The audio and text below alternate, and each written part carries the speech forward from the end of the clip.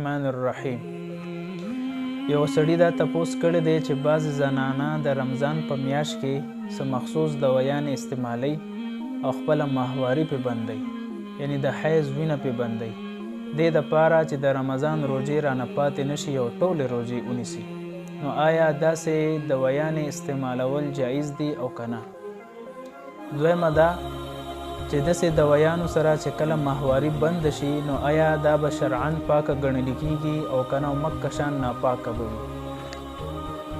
د ښځو دپاره حیض او د نفاس دا وینه دا یو فطرتي او طبعي امر دی.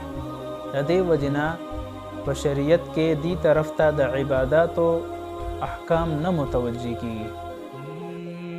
البته جدید اور قدیم چې کم طب دی ډاکټري اصول دي په هغې کې دا لیکلي دي چې د ښځې دپاره دا حیض راتلل دا د صحت علامت دی او د تندرستۍ علامت دی.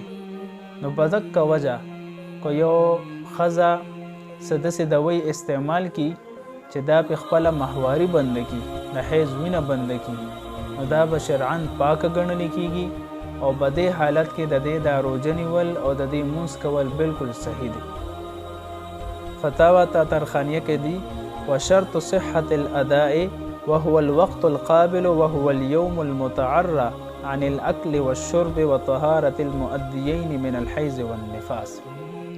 ښځې دپاره د روژې د صحت کې شرط دا دی چې دا به د حیض او د نفاس نه پاکه وي.